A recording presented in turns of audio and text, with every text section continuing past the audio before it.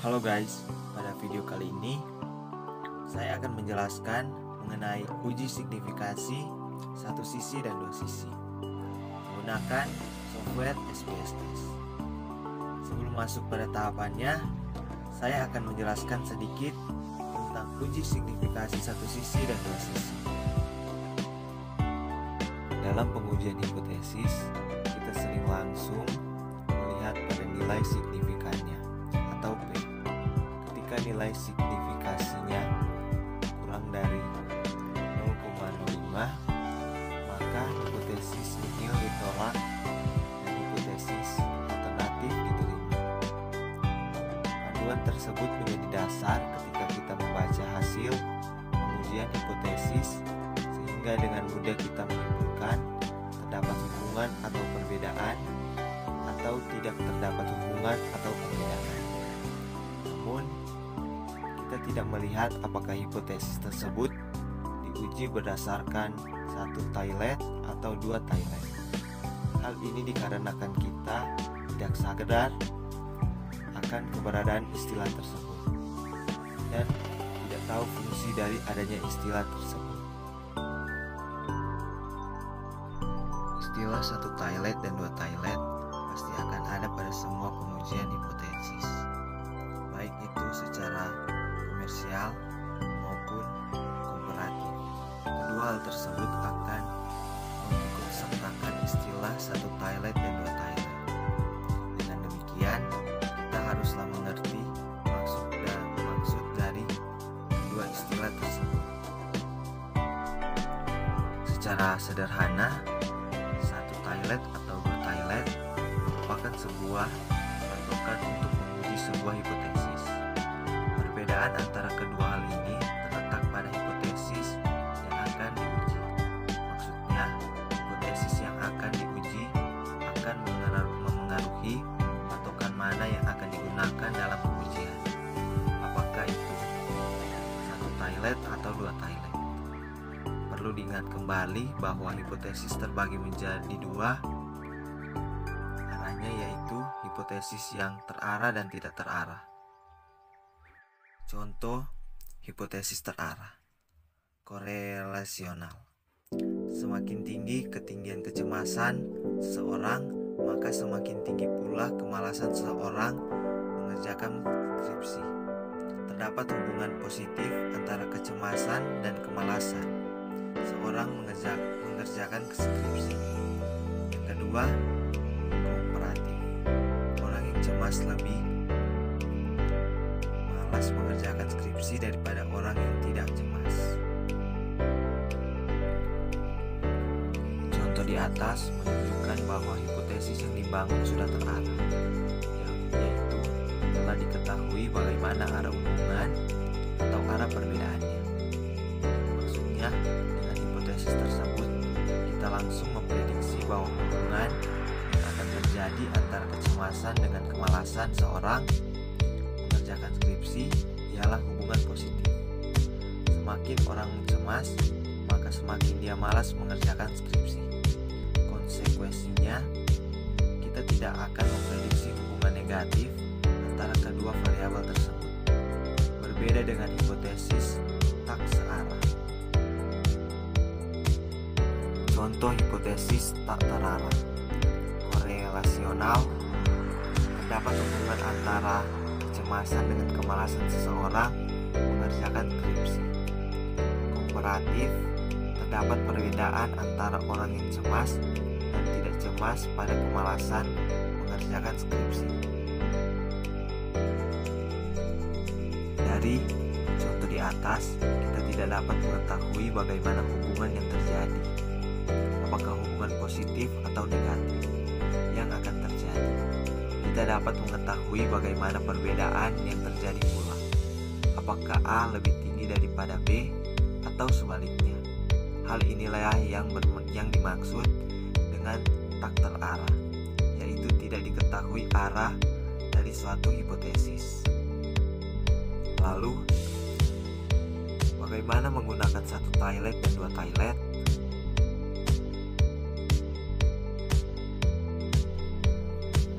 Perlu dicatat, satu tilet digunakan untuk menguji hipotesis yang terarah. Dua tilet digunakan untuk menguji hipotesis yang tak terarah.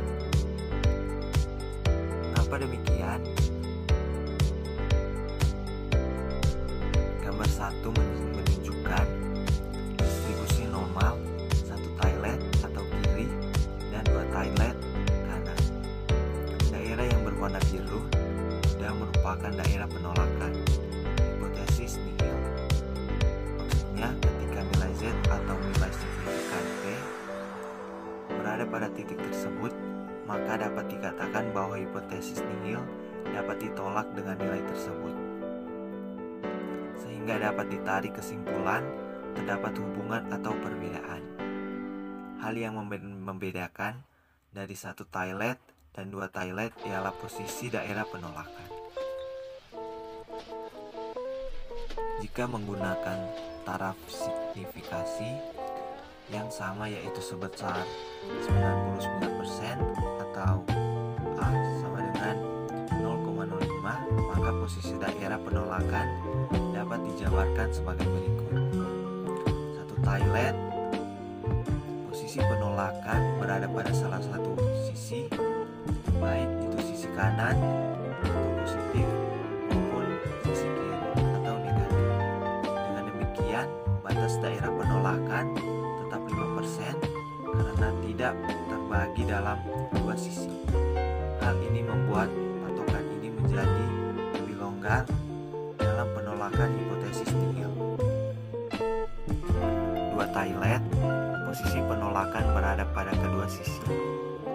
Hal ini membuat daerah penolakan akan menjadi lebih kecil karena dibagi menjadi dua. Setiap daerah penolakan, baik itu di kanan atau di kiri, memiliki batas 2,5%. Tentunya nilai ini akan membuat penolakan hipotesis akan semakin ketat. Jika kedua daerah tersebut diperluas menjadi 5%, maka taraf signifikasi akan menjadi 90%. Contoh, terdapat dua distribusi data yang masing-masing berisi tentang motivasi, berprestasi, dan jenis kelamin. Dari dua distribusi tersebut, dibuatlah hipotesis sebagai berikut. HO, laki-laki memiliki motivasi berprestasi yang tinggi dibandingkan perempuan. AA, tidak terdapat perbedaan motivasi berprestasi antara laki-laki dan perempuan. Analisis yang digunakan ialah t-test.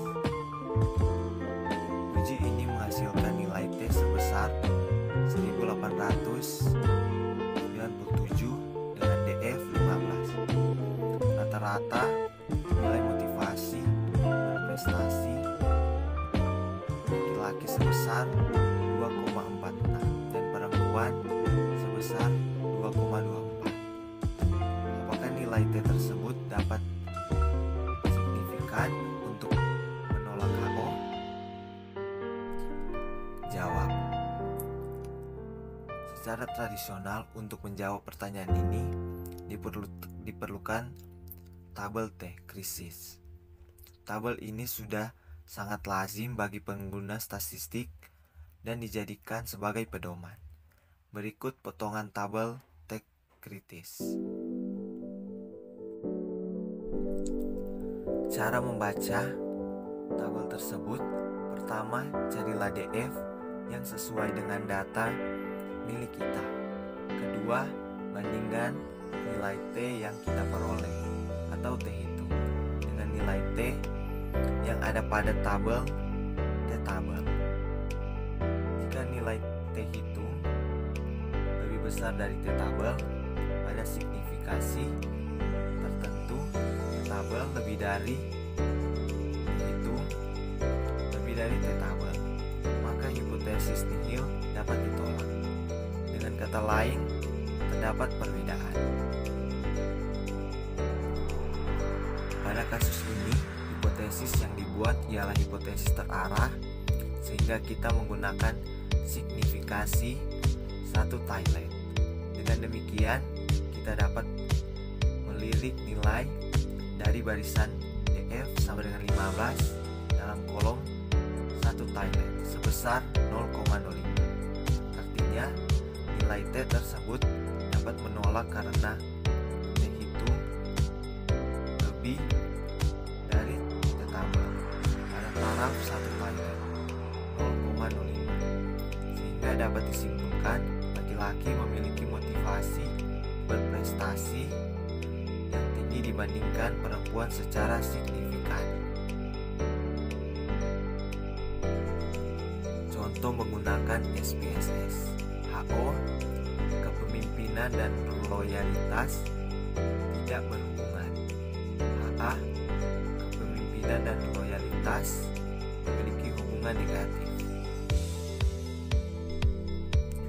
Berdasarkan contoh ini, penggunaan signifikasi dua toilet menunjukkan nilai P sebesar 0,066 atau P lebih dari 0,05, sehingga HO, hal tersebut bermakna bahwa tidak terdapat hubungan antara kecemasan dengan kemalasan mengerjakan skripsi. Namun, jika menggunakan satu toilet, nilai signifikasi sebesar 0,033, sehingga dapat disimpulkan bahwa HO ditolak. Dengan kata lain, terdapat hubungan positif antara kecemasan dengan kemalasan mengerjakan skripsi. Penggunaan satu toilet pada hipotesis terarah akan membuat penarikan kesimpulan analisis menjadi lebih tepat. Perlu dicatat bahwa pembuatan hipotesis harus berdasarkan teori-teori yang mendukung. Jika teori-teori dirasa belum cukup untuk membuat hipotesis terarah, maka kita dapat menggunakan hipotesis tidak terarah dan menggunakan signifikasi dua toilet. Kesimpulan, signifikasi satu toilet dan dua toilet digunakan sebagai patokan untuk menolak atau menerima hipotesis. Satu toilet digunakan untuk hipotesis terarah, sedangkan dua toilet digunakan untuk memilih hipotesis yang tidak terarah. Dan sekarang kita pindah pada SPSS dan kita akan mencari penyelesaiannya. Saya mengambil data dari data aset dari Bank BNI. Inilah data-datanya, dan kita akan mencari penyelesaiannya. Analisis korelat bifar. Ini kita masukkan. Saya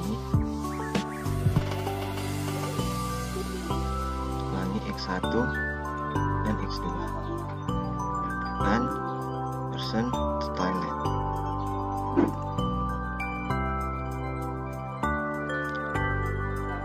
Berdasarkan hasil, penggunaan signifikansi dua toilet menunjukkan nilai P sebesar 0,00 atau P kurang dari 0,05, sehingga HO, hal tersebut bermakna bahwa setiap terdapat hubungan atau tidak ada korelasi antara satu toilet dengan dua toilet. Namun, jika menggunakan satu toilet, nilai signifikasi sebesar 0,00 P atau P kurang dari 0,05, sehingga dapat disimpulkan bahwa HO tetap. Dengan kata lain, terdapat hubungan positif antara satu toilet dengan dua toilet. Penggunaan satu toilet pada hipotesis terarah akan membuat penarikan kesimpulan analisis menjadi lebih kuat. Demikianlah ucapan terima kasih.